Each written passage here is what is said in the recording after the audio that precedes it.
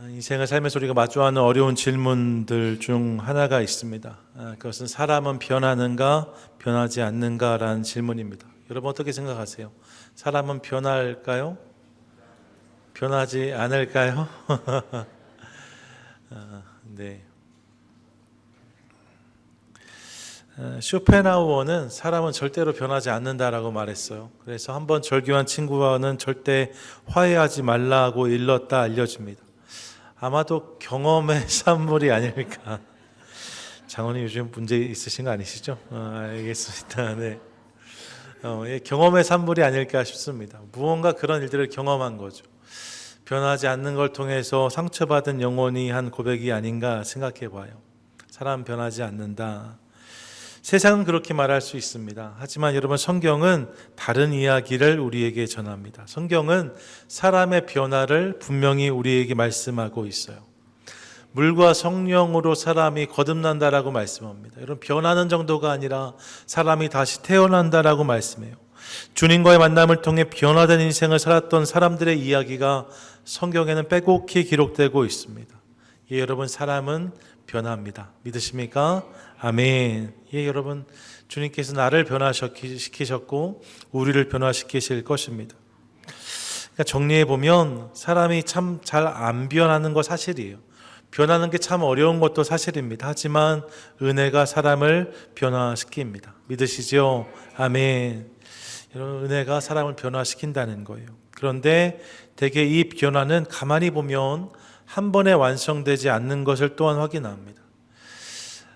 사람이 잘 안 변해요. 하지만 은혜가 사람을 변화시킵니다. 그런데 그 은혜가 사람을 변화시키는 과정이 특별한 경우에 순식간에 사람이 뒤집어지기도 하지만 대개는 오랜 시간과 과정을 통해서 하나님이 저의 인생을 다루시는 것들을 보곤 합니다. 이게 일반인 거죠. 요나를 통해서도 이를 확인합니다. 여러분 기억해 보세요.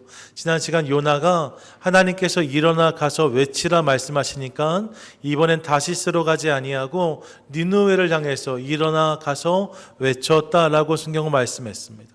순종한 거예요. 이 요나가 변했답니다. 그렇게 니느웨 앞에 선 저의 모습을 확인합니다. 그런데 여러분, 그의 변화가 완전한 변화는 아니었다는 사실을 또한 우리가 확인합니다. 3절을 보시면 이렇게 말씀하는데 니느웨는 사흘 동안 걸을 만큼 하나님 앞에 큰 성읍이었더라 라고 말해요. 지금 니느웨 성에 갔는데 그 니느웨가 사흘 동안 걸어야 그 성의 구석구석을 다 다닐 수 있을 만큼 큰 성읍이었다라고 말하는 거죠. 그러면 최소한 요나가 며칠 동안 사역을 감당해야 돼요? 적어도 사흘은 감당해야겠지요. 그런데 4절을 보세요. 이렇게 말씀합니다. 요나가 그 성읍에 들어가서 하루 동안 다니며 외쳐 이르되 라고 기록하고 있어요. 3일을 다녀야 되는 성인데 가서 며칠 동안 사역했다고요? 하루만 사역했다라고 성경은 기록하고 있습니다. 요나가 순종해서 니느웨까지 간 것은 맞는데, 요나가 변한 것은 맞는데 그 변화가 완전한 변화는 아니었음을 깨닫게 되는 부분이에요.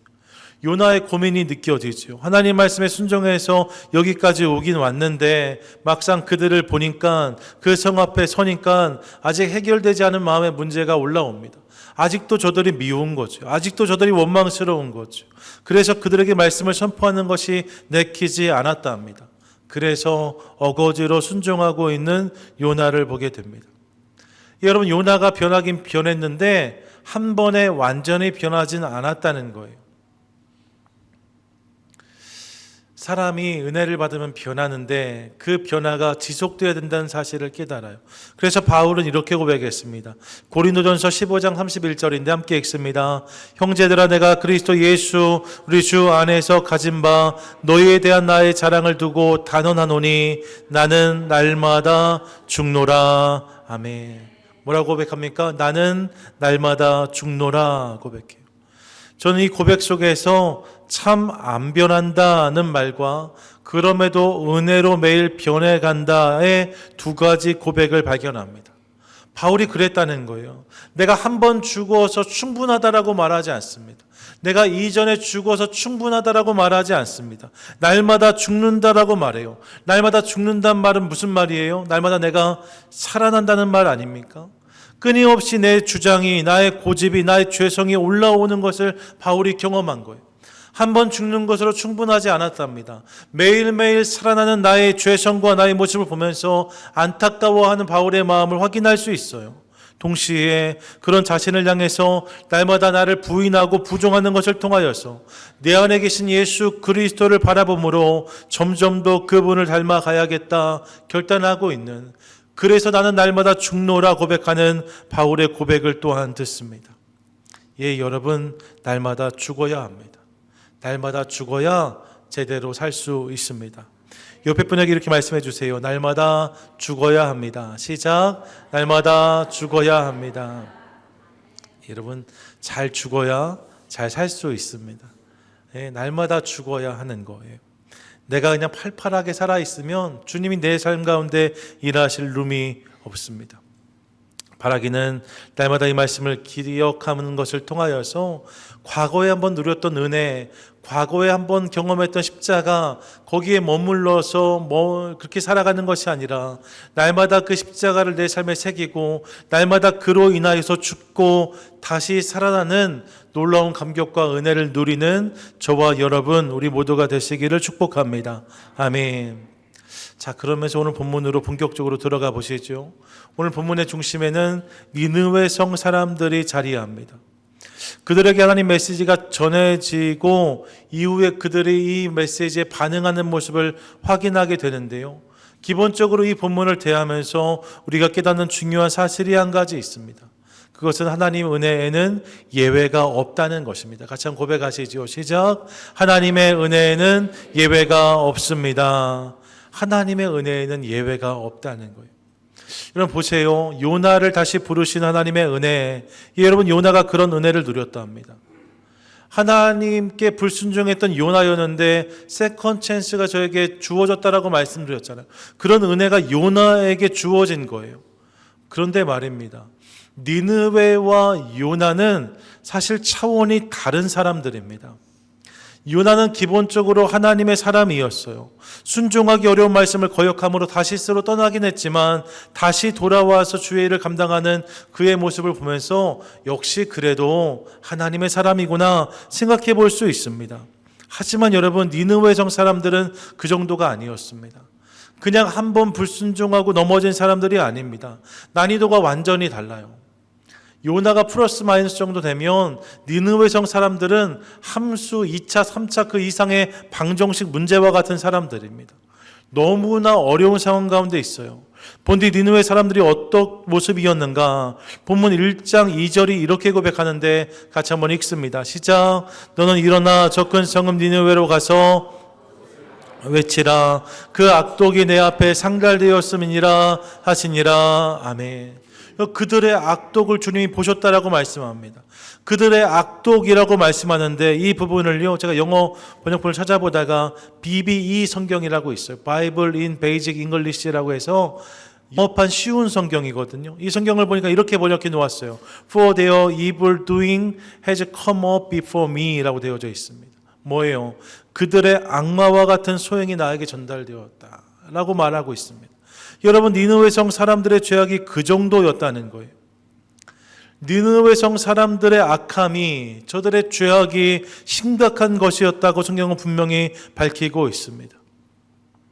니느웨가 첫 시간에 아수르의 수도라고 말씀드렸는데 고대 근동의 역사 속에서 아수르 하면 많은 이들이 공통으로 떠올리는 단어가 잔인함입니다. 기록에 의하면요, 아수르는 그 어느 나라보다 잔혹하게 전쟁을 치르고 잔혹한 고문을 행한 것으로 유명합니다. 도시를 정복하면 그 도시의 중심에 해골 피라미드를 쌓아놓았다라고 알려져 있어요. 포로를 잡으면 산채로 가죽을 벗기고 눈을 뽑는 일이 허다했다 합니다. 마치 이후에 몽골족이 너무 마을을 다 초토화시켜서 얘기만 들어 도망갔다는 거잖아요. 아수르가 그런 나라였다는 거죠.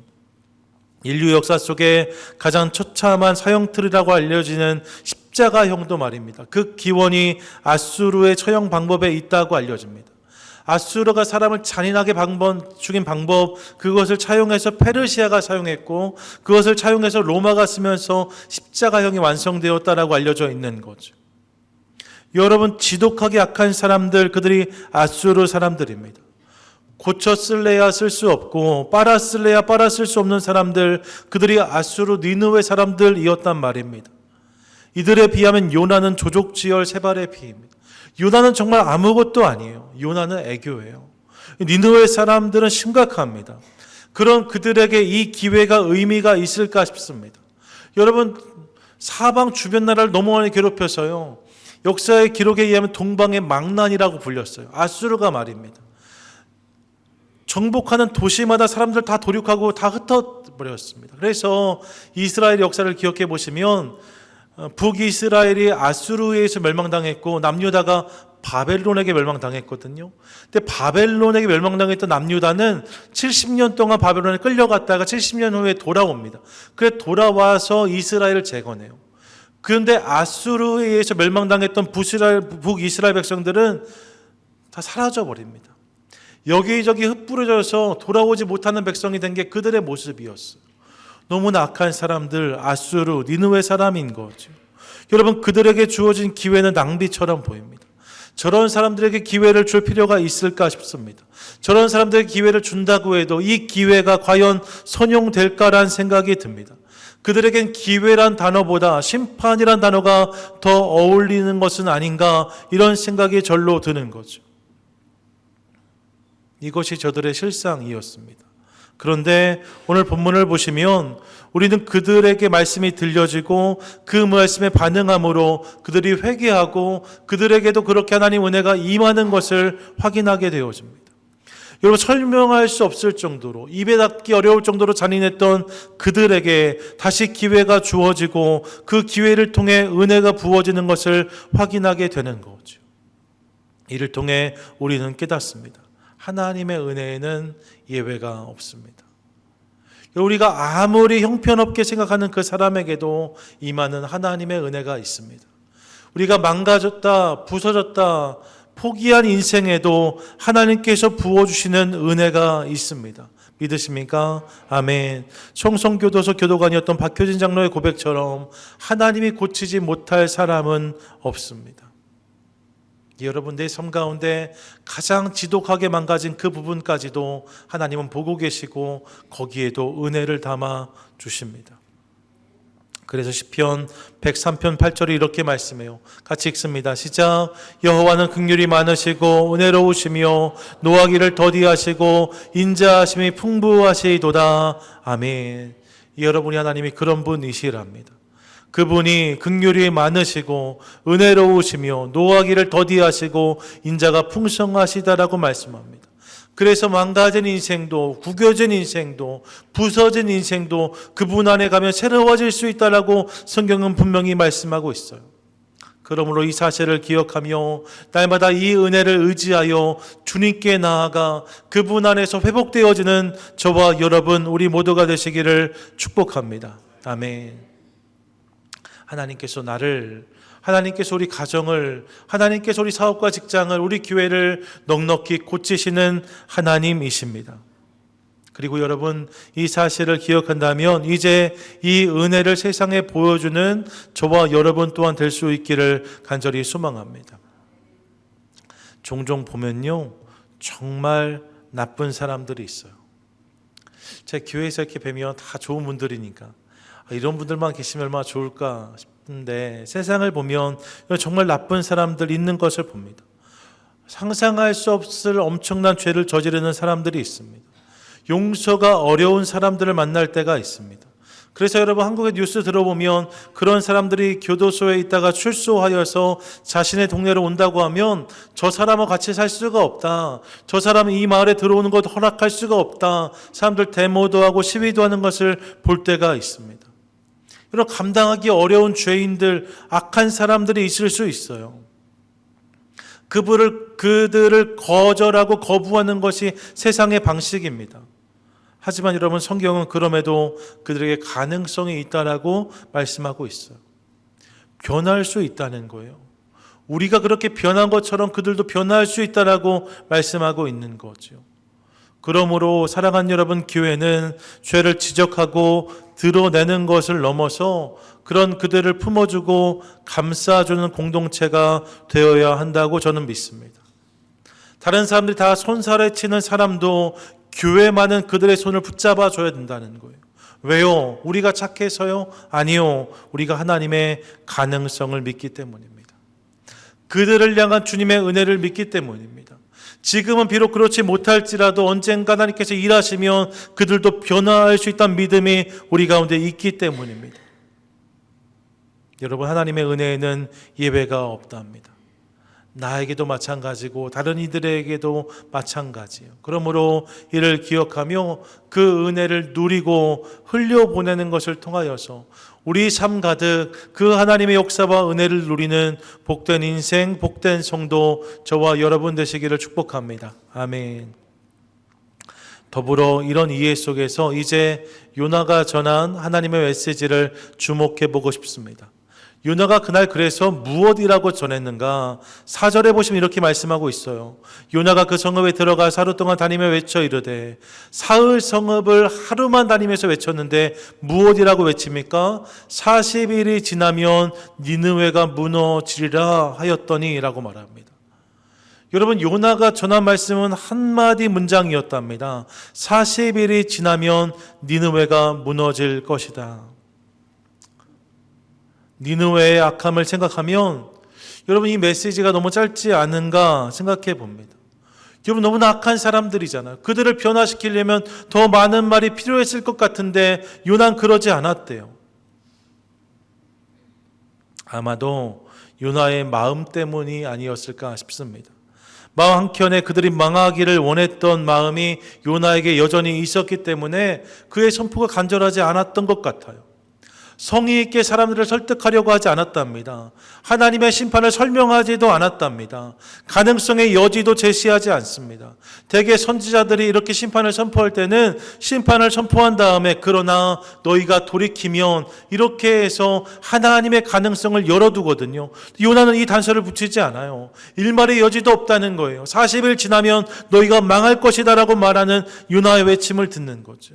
오직 확정된 심판을 선포했답니다. 40일이 지나면 이 성 니느웨가 무너질 것이다. 여러분, 좀 아쉬워요. 이 한마디의 문장이 인생을 바꾸고 한 도성을 변화시킬 수 있을까? 이런 의문이 우리 가운데 생깁니다. 그런데 놀라운 일이 일어나지요. 어떤 일입니까? 본문 5절을 보세요. 5절 함께 읽습니다. 시작. 니느웨 사람들이 하나님을 믿고 금식을 선포하고 높고 낮은 자를 막론하고 굵은 베옷을 입은지라. 아멘. 여러분, 뭐라고 말씀합니까? 그날 이 한마디 말씀을 듣고 그들 안에 어마어마한 대각성이 일어났다라고 성경은 말씀하고 있습니다. 요나가 가서 2박 3일 집회한 것이 아니랍니다. 아침 저녁으로 금식하고 철야한 것이 아니랍니다. 대단한 메시지가 선포된 것도 아니에요. 한마디의 주의 말씀이 떨어졌을 뿐인데 그 말씀을 통해서 놀라운 각성이 그 땅 가운데 일어나는 것을 확인하게 되어지는 거죠. 그런 저들의 모습을 보면서 우리는 하나님 말씀의 능력을 확인합니다. 같이 한번 고백하시죠. 시작. 하나님 말씀에 능력이 있습니다. 우리 한 번 더 고백할 때 이렇게 고백하세요. 한마디 말씀이 충분합니다. 시작. 한마디 말씀이면 충분합니다. 믿으십니까? 아멘. 믿으십니까? 아멘. 여러분, 하나님의 한마디 말씀이면 변화할 수 있습니다. 한마디의 주의 말씀이 세상을 변화시킵니다. 이 장면을 대하며 떠오른 말씀이 있었어요. 히브리서 4장 12절의 말씀입니다. 함께 읽습니다. 시작. 하나님 말씀은 살아있고 활력이 있어 좌우의 날선 어떤 검보다도 예리하여 혼과 영과 및 관절과 골수를 찔러 쪼개기까지 하며 또 마음의 생각과 뜻을 판단하나니. 아멘. 여러분, 한마디의 외침이 어떻게 그 성을 통째로 변화시킬 수 있었는가? 어떻게 이런 일이 가능했는가? 그 이유가 여기에 있습니다. 그 이유가 뭐예요? 하나님 말씀이 살아있기 때문입니다. 믿으십니까? 아멘. 하나님 말씀이 살아있다는 거예요. 그 말씀의 활력이, 그 말씀의 운동력이 있고 그 말씀이 예리하여 사람을 찔러 쪼개기까지 하기 때문에 그 말씀에 제대로 부딪히기만 하면 놀라운 변화가 일어난다라고 성경이 말씀하고 있는 거죠. 하나님 말씀에 능력이 있답니다.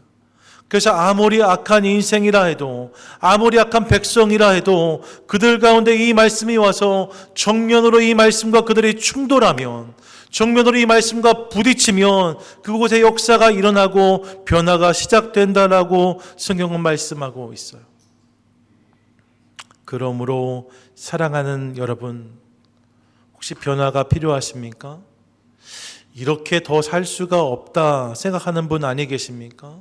무언가 변화가 필요하다, 무언가 새로워지기를 원한다, 이런 소원이 있으십니까? 그렇다면 하나님 말씀에 귀를 기울이는 저와 여러분 될 수 있기를 축복합니다. 여러분, 많은 말씀이 변화를 보장하는 것이 아니랍니다. 오직 한마디 말씀, 한마디 외침이라도 그 한마디가 내 인생에 와서 제대로 부딪히면 거기에 역사가 일어난다라고 성경은 말씀하고 있어요. 한마디 말씀이라도 내 심령 가운데 제대로 심겨지면 그 말씀이 열매가 된다고 성경은 선포합니다. 로고스의 말씀, 쓰여진 문자의 말씀들이 내 심령 가운데 주님의 음성으로, 레마의 말씀으로 와 닿을 때 거기에 변화가 있고 능력이 있다라고 말씀하는 거예요. 종교개혁자 마틴 루터를 기억합니다. 그는 수도원에서 평생 동안 말씀을 연구하는 일을 하며 살아왔습니다. 여러분, 그가 매일매일 성경을 읽고 매일매일 성경을 묵상했어요. 수많은 말씀들을 대했답니다. 그런데 어느 날 그의 영혼에 들려온 한마디, 오직 의인은 믿음으로 말미암아 살리라. 이 말씀이 그의 심령에 강력하게 꽂히는 것을 통하여서, 이 말씀과 마틴 루터가 충돌하는 것을 통하여서 이 짧은 한마디의 말씀이 그의 삶을 송두리째 바꿔놓는 것을 확인합니다. 그의 인생이 바뀌고 이로 말미암아 독일의 교회가 바뀌고 온 유럽의 신앙이 바뀐 것을 확인하게 되어져요. 한마디의 말씀을 통해서 주님이 역사하신 거죠. 오늘도 주님은 그렇게 우리 가운데 역사하십니다. 그러므로 이를 기억하며 오늘 나에게, 오늘 우리 가정에, 오늘 우리 직장에, 오늘 우리 교회에 허락하실 하나님의 음성을 기대하는 저와 여러분 될 수 있기를 소망합니다. 아침 말씀을 읽으실 때 말이에요, 공성수 하시잖아요. 주중에 다니시면서 차에서 라디오로 설교를 들으실 때, 또 함께 모여서 함께 예배할 때 들려지는 수많은 메시지들 속에서 주님께서 나에게 주시는 그 한마디의 음성을 간절히 갈망하는 우리 될 수 있기를 원합니다. 그 말씀이 내 삶 가운데 와 닿으면, 그 말씀이 우리 가정과 사업과 직장과 교회에 와 닿으면 그것을 통해 주님께서 역사하실 줄 믿습니다. 그 음성을 기대하며 마음을 열고 말씀에 반응함으로 하나님께서 허락하시는 놀라운 역사의 파도를 경험하는 저와 여러분, 우리 모두가 되시기를 또한 축복합니다. 아멘. 끝으로 여러분, 이 말씀에 반응하는 니느웨 백성들을 보면서 진정한 회개에 대해서 생각해 보았습니다. 본문을 보세요. 40일이 지나면 니느웨가 무너지리라. 이 한마디 말씀이 저들을 변화시켰답니다. 구체적으로 어떤 변화가 임했는가? 5절부터 9절까지 말씀이 이를 보여주는데요. 5절을 보면 니느웨 사람들이 하나님을 믿고 라고 되어져 있어요. 그들이 먼저 하나님을 믿었답니다. 예, 여러분, 이 말씀이 믿어졌대요. 선포된 심판의 메시지를 정말로 믿었다는 거예요. 그리고 나서 뒤에 보면 높고 낮은 자를 막론하고 굵은 베옷을 입었다라고 말씀합니다. 6절을 보니까 왕까지도 이 베옷을 입었다라고 말씀하고 있어요. 베옷을 입는다는 것은 큰 슬픔을 경험한다는 의미입니다. 여러분, 임박한 심판 앞에서 남 탓하지 않았답니다. 당신 때문에 그렇소라고 말하지 않았답니다. 각자가 자신을 돌아보면서 모두가 베옷을 입고 그렇게 임박한 심판 앞에 두려움으로 섰다라고 성경은 말씀하고 있어요. 동시에 금식했다라고 말씀합니다. 금식을 선포하고 하나님을 찾았대요. 7절을 보시면 먹지도 않고 마시지도 않았답니다. 함께 하나님께 부르짖었다라고 고백하고 있어요. 그리고 8절에 보니까 8절 하반절에 각기 악한 길과 손으로 행한 강포에서 떠났다라고 기록합니다. 그들의 회개가 입술에만 머문 것이 아니었답니다. 이제 실제로 저들의 악행을 뉘우치고 돌이켜서 새로운 길로 가기 시작했다라고 말씀하고 있어요. 피로 더럽혔던 손을 씻고 새로운 일을 행하기 시작했다라고 성경이 말씀하고 있는 거죠. 무엇입니까? 이 말씀 한 절이 그들 가운데 들어가므로 그들 안에 놀라운 변화가 일어나고 있는 것을 봅니다. 그들이 그냥 머리로만 이 말씀 반응한 것이 아니랍니다. 입술로만 반응한 것이 아니랍니다. 온 삶이 그 말씀에 반응하고 있는 것을 봅니다. 마치 어렸을 때 저희가 과학 실험실 가면 작은 철조각 하나 황산, 염산에 떨어뜨리면 부글부글 다 없어져 버리잖아요.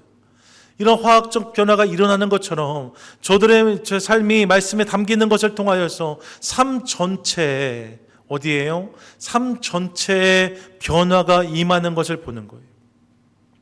삶 전체에 구체적인 삶의 결단과 돌이킴이 있게 된 것을 봅니다.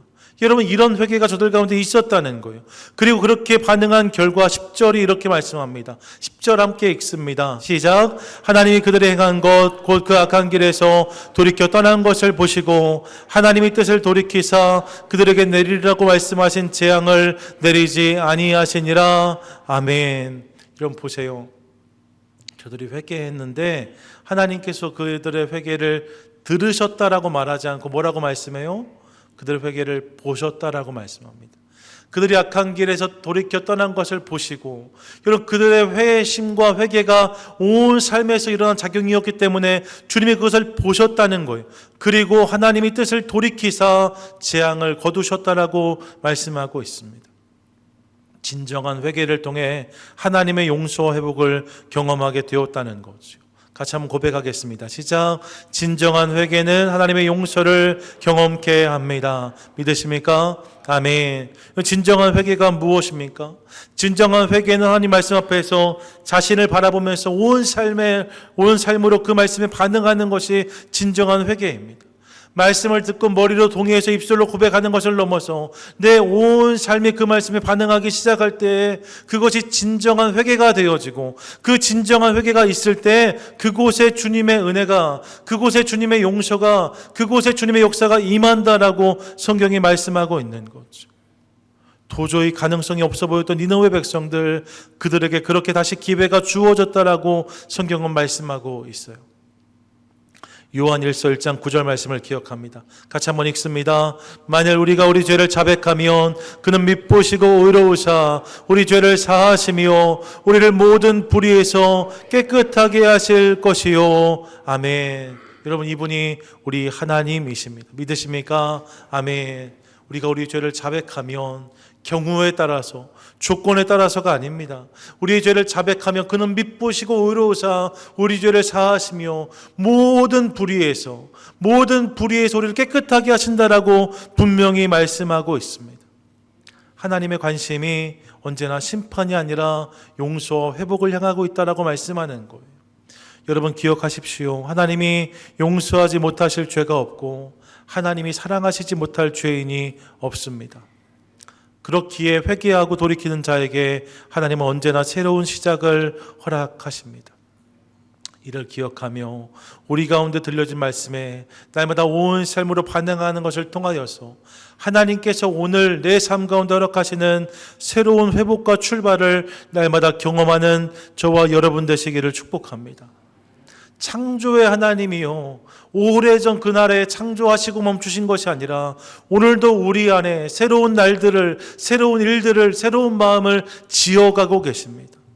창조의 주님이 오늘 내 삶 가운데 역사하신 거죠. 그렇게 여러분, 이전엔 혼돈이었고 이전엔 암흑이었고 이전엔 혼란이었다 할지라도 상관없습니다.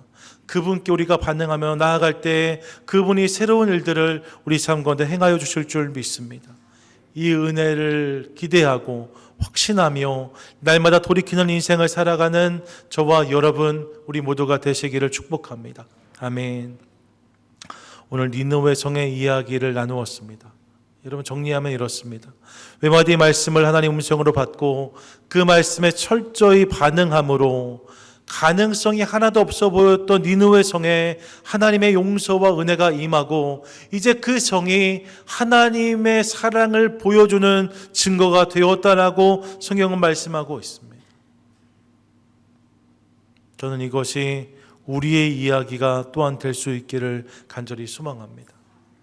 생각해보면 너무나 부끄럽고 죄 많고 허물 많은 우리의 삶인데 우리가 그렇게 주님께 반응하고 그렇게 주님께서 우리 삶 가운데 역사하심으로 우리의 삶 하나하나가 하나님의 사랑을 증거하는 도구가 될 수 있기를 간절히 소망합니다.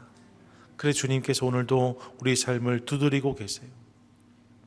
말씀을 크게 듣고 반응함으로 이 은혜, 이 용서를 경험하라, 새롭게 출발하라 말씀하고 계십니다. 바라기는 이 말씀에 마음문을 활짝 열고 반응하는 것을 통하여서 날마다 은혜로 새로워지는 놀라운 인생을 경험하는 저와 여러분, 우리 모두가 되시기를 주님의 이름으로 간절히 축원드립니다. 아멘.